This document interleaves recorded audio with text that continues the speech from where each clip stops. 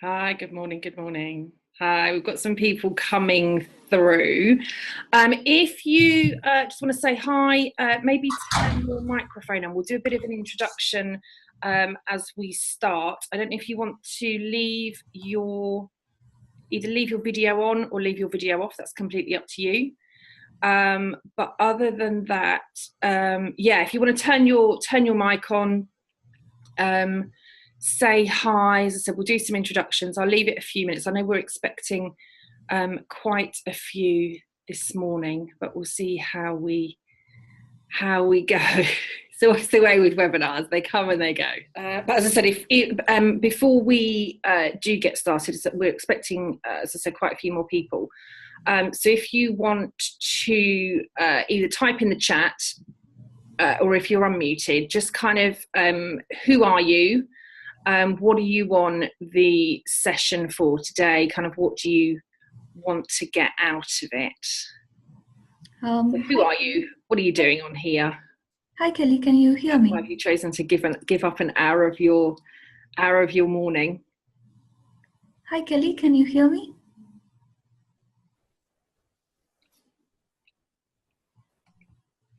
Hello?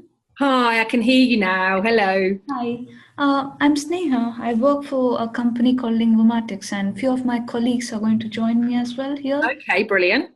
Some of us are managers and some not. And there's always a question about, should I take the role of a coach or should I be a manager at this point? So those topics can be interesting. And some of us are really mentors for others. We call them peers here, peer group. Okay, yeah. So it would be nice to really see that I don't want to be managing this person. I'm just a peer. So what's that line that I should know about? Yeah, okay, brilliant. So kind of when you should step into the management role and when you should maybe step into a coach. And then with the mentoring that you have, is that just something that I suppose forms part of your natural role, or do you have specific mentoring sessions? For managers, obviously, we take on the role of a coach, manager, mentor, etc. But for the peers, some people want specific sessions from the mentor, and some require the mentor to kind of nudge them to say, I think you're having trouble here. Are you sure you don't want any help in this? Yeah, okay. Perfect.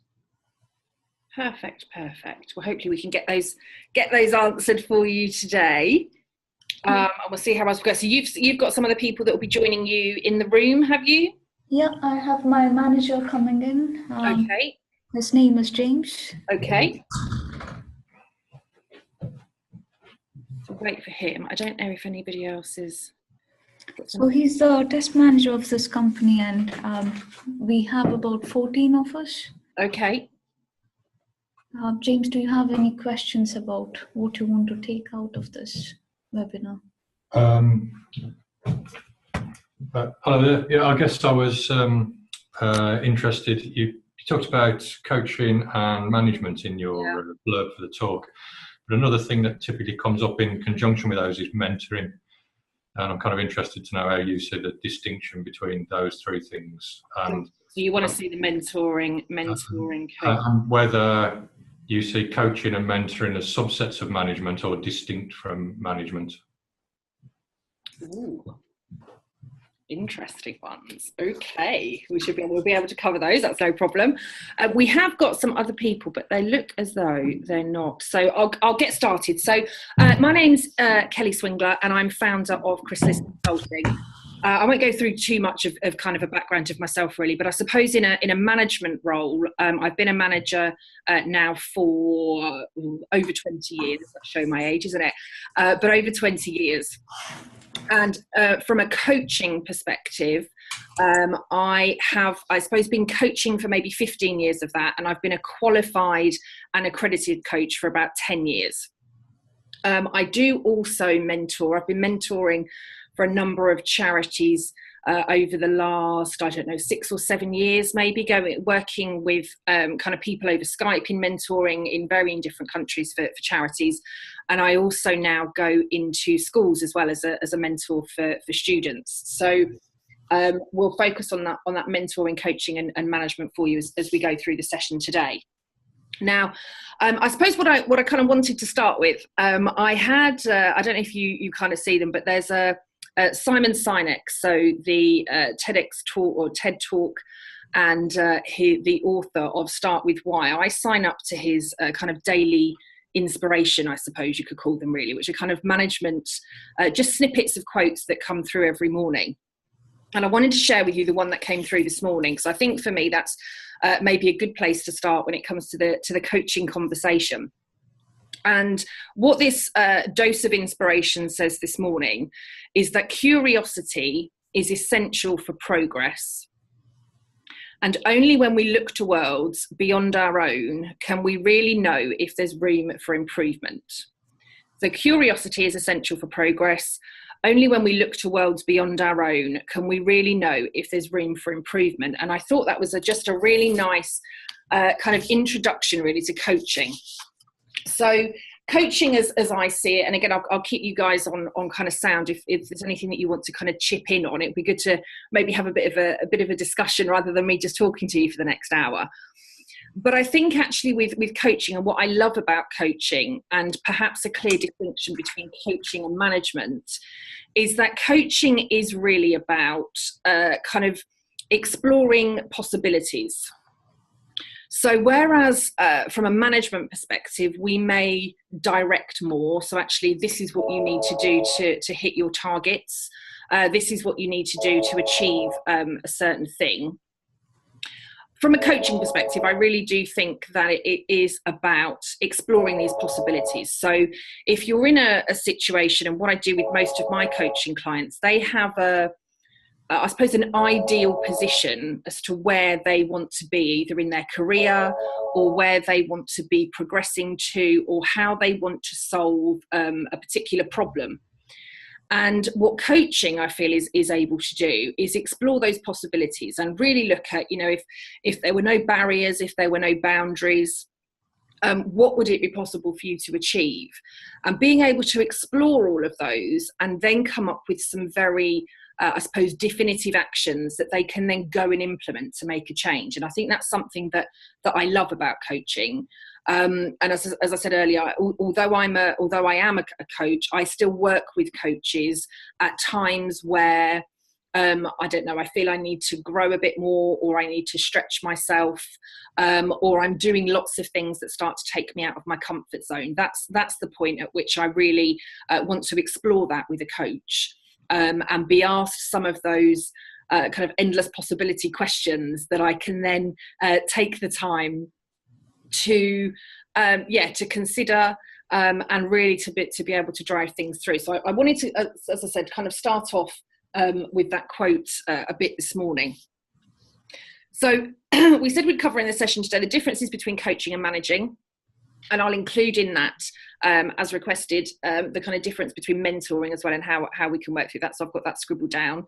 The benefits of coaching versus managing, and then how to start having conversations with your people. Now, for those of you that we have got on the session today, are you already having coaching conversations with people? So if you've got your mic on, please feel free to kind of answer that, or feel free to pop something in the chat to me. But are you already having coaching sessions with your people already? Yes. Yeah? Yeah, both of us, yeah. Brilliant. And is that forming, is that part of a formal, say, coaching relationship? Again, are people assigned coaches? Or does that just form No, I think it's with the manager hat on. We just take the role of a coach sometimes, and sometimes as a manager. Okay, within that session. So it's part of your management role. Yeah. Okay, brilliant. So let's then kind of look at coach or manager. So I suppose as we, and if you read that, I mean, there's so much data and information out there at the minute, isn't there? But we talk very much about there being a changing workforce. And whether we've got different generations or different skills, whether we've got people within our organisations that are carrying out different jobs and doing things completely differently, what everybody is telling us at the moment is that we need to coach more than we need to manage, and how coaching can add benefit to that for us. And I don't necessarily dispute all of that, but again, I think we start talking about this is what millennials want more, and it's part of maybe having career coaching sessions with people. And I think that's all great, but I don't think it should be limited to just a generation within the workforce. I think it's something that we firstly should be looking at providing to everybody. I think coaching can benefit everybody, and I think if it is part of a management role, or if it's something that you're offering to people as an additional part of their development, then I think that's great.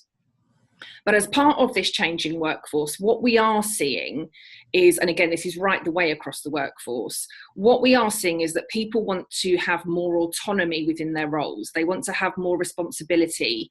They don't want to be micromanaged. They want to be able to really be kind of given the tools to do what it is that they need to do as part of their role, rather than us micromanaging and being able to take that through. And I think coaching plays a huge part in that.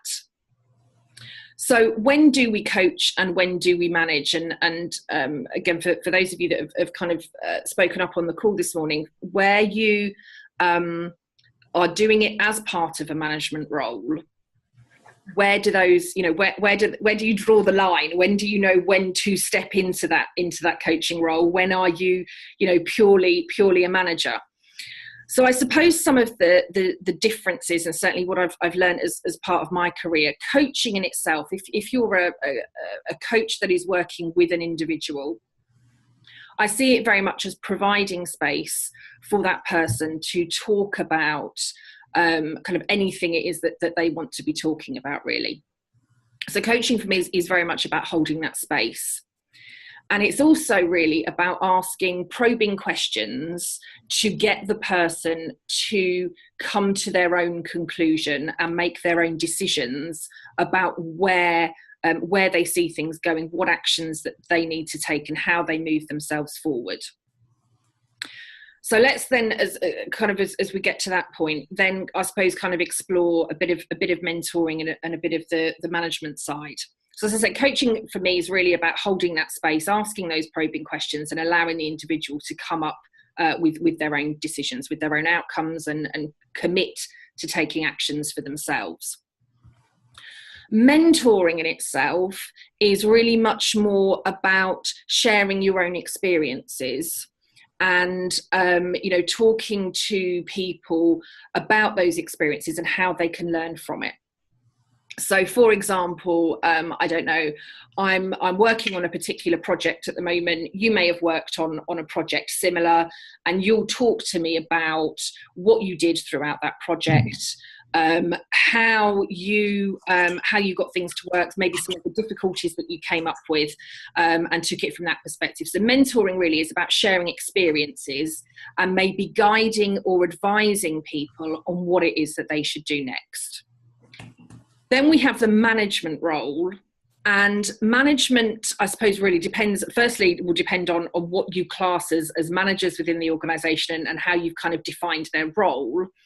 But I suppose in the context of these three, management is then much more about maybe kind of directing, setting the goals and objectives for the individual, maybe providing some support to help them get to where it is that they need to be, but being much more directive in your approach. Okay, so if we kind of do headline, we'll go into a bit more detail as we go through the call. But in terms of kind of headline approach, coaching is much more holding the space and letting the individual come up with their own thinking, their own decisions, their own actions. Mentoring is much more kind of guiding or giving advice and maybe guiding people, sharing your own experiences. And then the management perspective can be much more directive, setting the goals, setting the support, but again, depending on the role, can be also about how do I support you along that journey, and how do we take things forward. We've got a couple of hands up. Did somebody have a question? Yes, so I wanted to check with you, what would you do if people want to be coached, but kind of don't want to be coached in a way during the coaching session? Elaborate on that a little bit for me. Can you give me an example?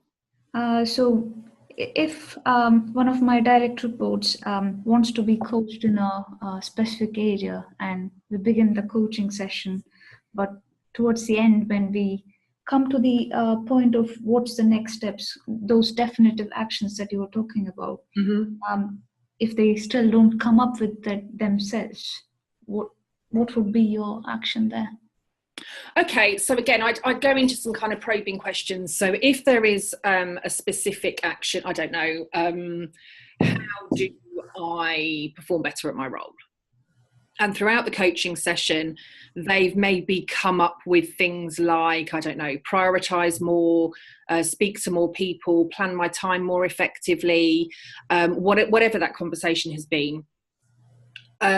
So at the end, and I suppose one tip that I kind of use for a lot of my coaching clients is, okay, so what's the actions that you're committing to?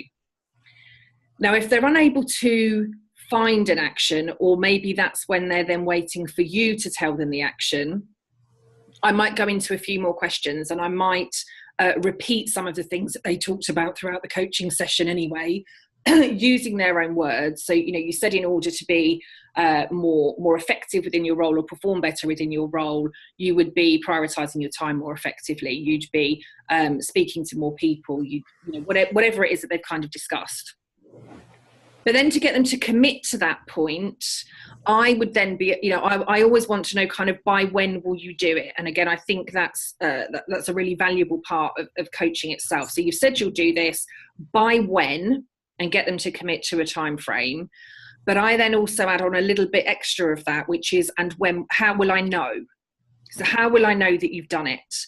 And it may be that, particularly if you're in a management role, it may be that they say, well, I'll tell you that I've done it. Or it may be that they'll just say, well, you'll see that my diary's more effective, or you'll see that I'm achieving all of these tasks. But I always want to finish that conversation with those three things. So what are you committing to? By when? And how will I know?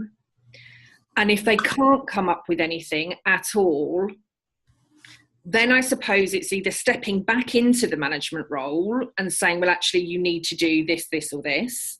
But if you genuinely want them to come up with those answers for themselves, I would go into a few more kind of probing questions with them. So maybe repeating of some of what you've had in the session. So I don't know, what would it look like if you, I don't know, I'm trying to think of one. If you came into work tomorrow and this particular issue was different, what would it look like? What would it feel like? How would you know that it had changed? And that's, I find that a really powerful question, because by getting them to think about what it would look like when it's different, you can then start to work back on, okay, so what do you need to do to make that change? Does that make sense? Yeah, thank you. Yes, I hope that's answered the question. Okay, so let's go into a little bit more detail then. And again, feel free to keep throwing questions at me. I want to make sure, again, it's your time. Make sure that you've got as much value out of it as possible. So coach or manager. So kind of when should you do both? So let's talk now about the managerial side of the job. So I think situations where management is particularly needed are maybe, I've got kind of 4 things that I wrote down here as I was kind of planning, but I think one of them is maybe some sort of crisis. So some last minute, I use the word crisis, but it may not necessarily be that. It may just be, I don't know, a change in deadline, or you've got to get something done really, really quickly. So if you've got something that's come up that requires really quick positive results, then that can be a time to step into your management role. This is what we need doing. This is what I need you to do. Kind of let me know when you've finished it. So that kind of quick results. If you are working with, so if you've had some new people join the organisation, or some new people join within the team, again, being able to allow them to fit in as much as possible and supporting them as much as possible, but being much more, I suppose, again, directive within your approach. So as a new person, this is what we need you to do over the first week, first 2 weeks, first 6 months, whatever. And be, again, much more kind of directive in that approach, whilst supporting them at the same time.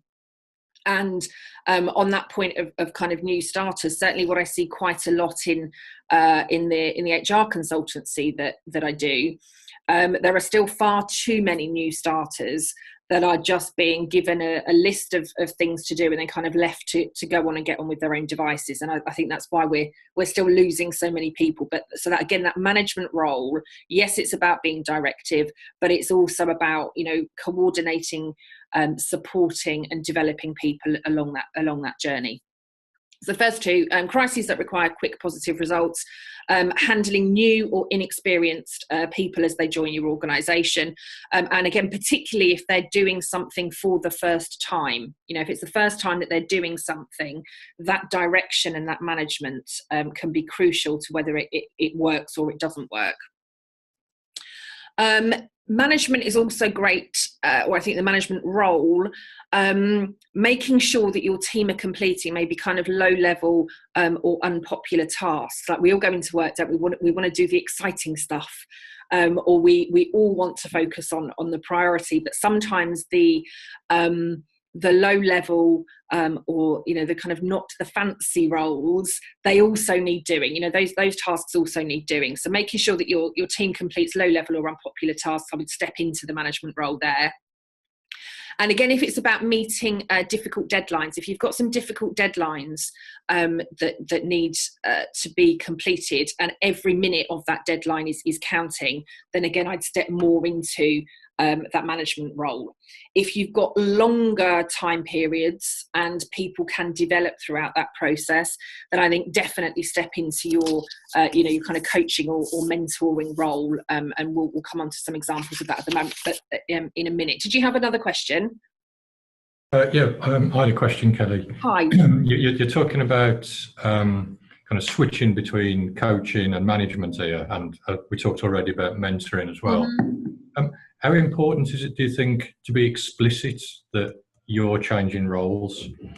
Because typically for me and Sneer, we're in one-to-ones with our reports. Yeah.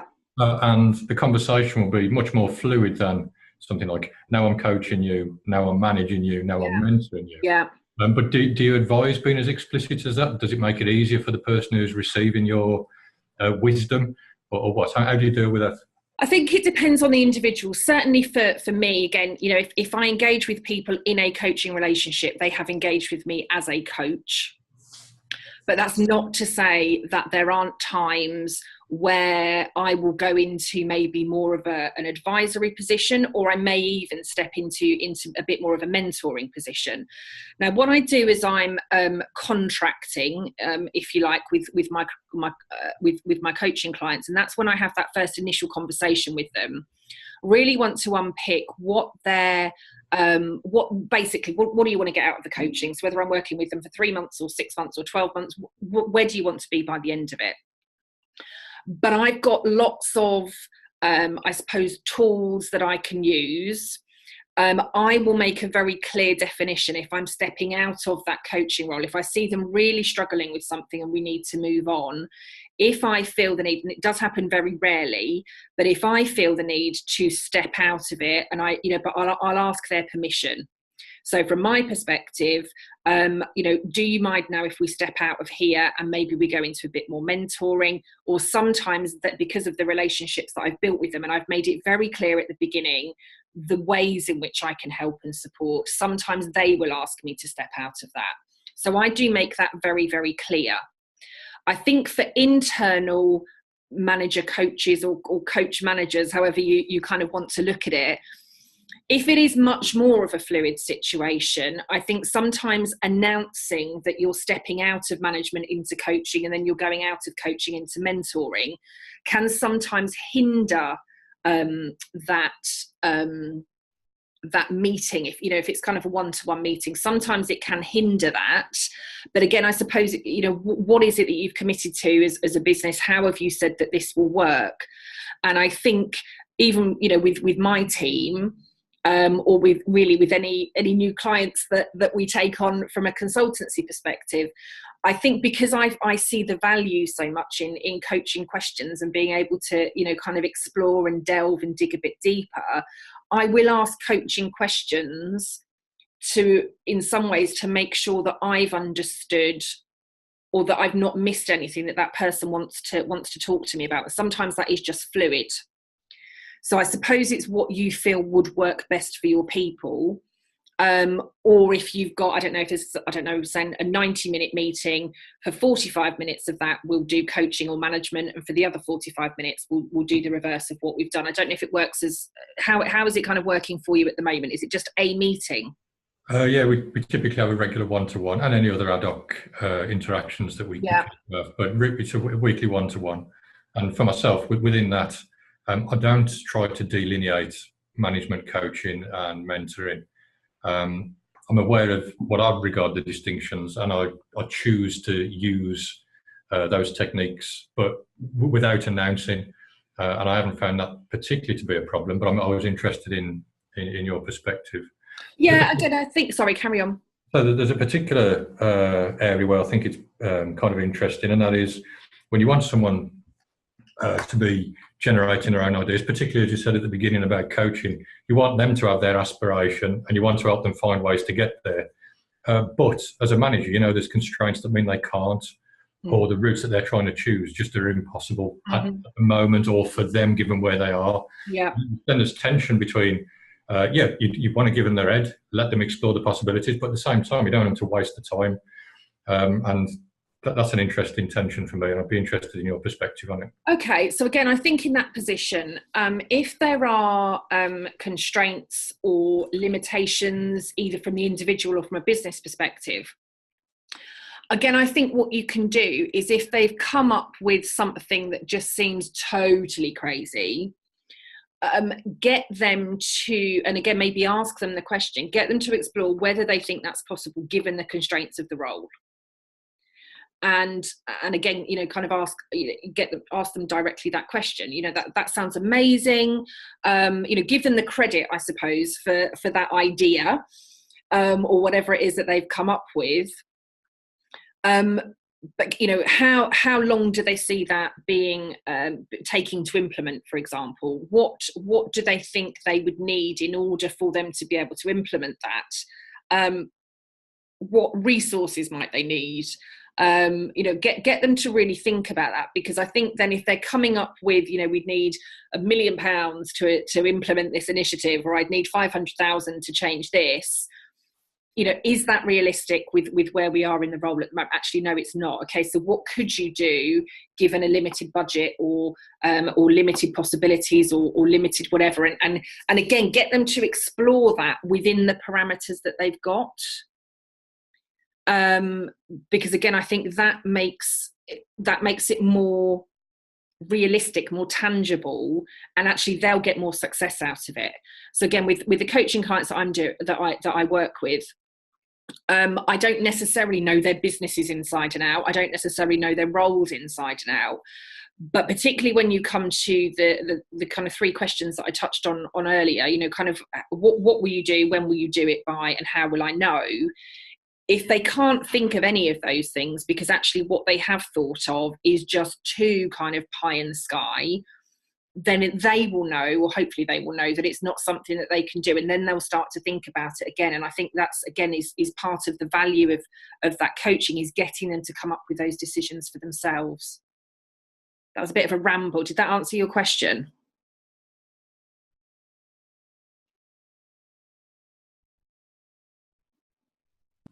Yes, thank you. Yes, okay, all right. So, so from a management perspective, so as I've said, crises that require quick positive results, handling new or inexperienced people that are in your business or within your team, especially those that are tackling a task for the first time, making sure your team completes low-level or unpopular tasks, and then meeting difficult deadlines when every minute counts with what they're doing. So on the flip side of that, from a coaching perspective, coaching works best really in, I've written, what have I got down here, 5 situations in which where coaching can help more. So where you're able to, so firstly, where you're able to support your team members while guiding them in their career goals. So where you're able to support your team members while guiding them in their career goals. Where you work together with your team members to define and facilitate the best strategies for your team and organisation. Where you share mission, values and goals in a transparent way with all your team members. Where you invite your people to join you in a quest for success. That's always a really interesting one there. And where you facilitate everyone's progress towards the goals. So 5 things there, we'll recap those again. So supporting your team members while guiding them in their career goals.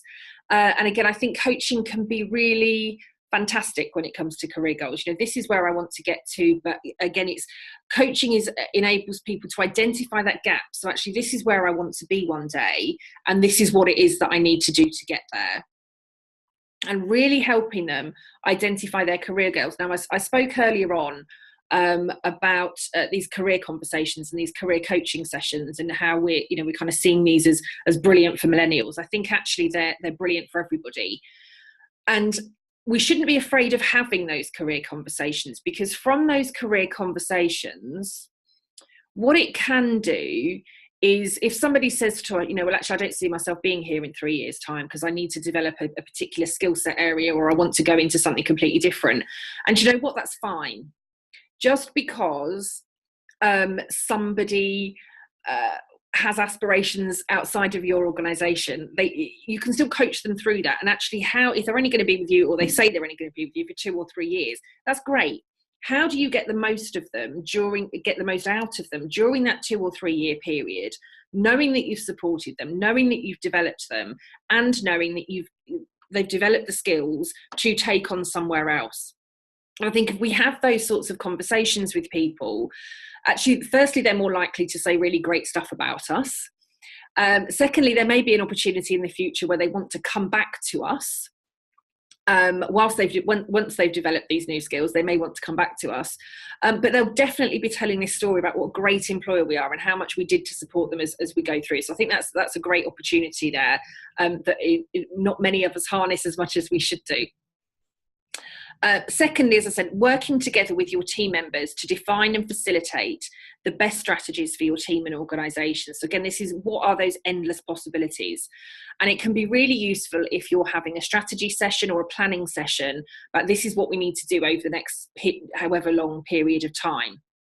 And within that period of time, using coaching and using coaching questions to, again, think about what those possibilities could look like, without necessarily having lots of boundaries or barriers that are maybe currently stopping you developing things that you want to at the moment. Coaching can be great where you share mission, vision and goals. Again, exploring those questions, coaching questions. What is your vision? What are your values? What are your goals? How can they benefit the business? How can the business's vision, values and goals help you achieve what you want to achieve throughout your career? Great questions to be exploring. Coaching can also be great when you invite your people to join you in a quest for success. Wouldn't that be brilliant? So what's our quest for success, and how can our people participate and join us within that role? And finally then on here is that you facilitate everyone's progress towards your goals that you've mutually set, as well as towards organisational goals. Again, those coaching questions, getting people to think about what it is that they need to do. How can they move themselves forward? Do they have anything that's holding them back at the minute? How can they overcome that? They're great questions to be able to drive things forward. So when you coach, really, you teach your people the ropes as necessary, and you act as a coach rather than a directive manager. And you're able to explore, as I said, explore possibilities rather than just giving them the direct question that tells them what it is that they need to do. So that's there. Now, we obviously had the point about mentoring. I think mentoring, as we said, can really be interchangeable, as can coaching and as can managing. But I think mentoring can be very interchangeable in a management position, again, rather than maybe being as directive as you need to be with, this is what we need doing and this is when we need it doing by. You could, in a mentoring position, okay, we've got this situation, this is what I would do, this is what I've done previously, what do you think? Do you want to try this? Is there something else you'd like to explore? What do you, those sorts of questions can be really, really useful from a mentoring perspective. So hopefully that's explored those differences there. So we've talked briefly as we've gone through. I'm just looking for my piece of paper now to make sure that I've covered everything. But we've talked briefly as we've gone through about these interchangeable roles, and I hope that conversation has been useful so far. But again, the types of coaching questions that can be really valuable when you're coaching your people are about, kind of tell me more. If somebody, I'm thinking about this. Okay, tell me more. Get them to explore it more for themselves. Other things could be, as I said earlier, I love the kind of magic question. If I could wave a magic wand and you could come in tomorrow and everything would be different, what would have changed? And really get them to think about that, make that really, really tangible with their actions, and get them to commit to that. But kind of how, who, what, tell me more. Nothing that's closed. Again, I think as I've seen with lots of people as we've gone through, management can be maybe sometimes a bit more of kind of closed questions. Did you do this? Yes or no? Coaching, really powerful coaching, really productive coaching, is more about these open questions. And again, those open questions help people to explore the possibilities, to find out what it is that they can do differently, to help them identify ways to change. So open questions. There are some great coaching books out there. When I post this video, I'll maybe put some of the links underneath. In fact, I'll make a note of that so that I remember to do it. But I'll put some links onto maybe some of the coaching books that you can look at that just literally have the questions in it. This is a minefield. There's hundreds of them out there. But again, you may be able to kind of use those to your advantage as you go through. So if nobody has got any other questions, I don't know if we've got anything else that's coming through. But if not, I want to try and keep these sessions as short as possible, just to make sure that everybody has got the value out of them, rather than me babbling on for an hour, which is the thing I loathe really about webinars, is that you don't really get the interaction. But we've changed it this time, so I hope everybody's finding the value in that. So if there aren't any more questions, I will say goodbye for now. Thank you very much for joining us. It's been a pleasure to have so many of you on the call this morning, and thank you for the interaction and the questions. It was great. Our next session is in December. Details you'll be able to find on our website, and I look forward to seeing you all soon. Thanks very much. Take care for now. Bye bye.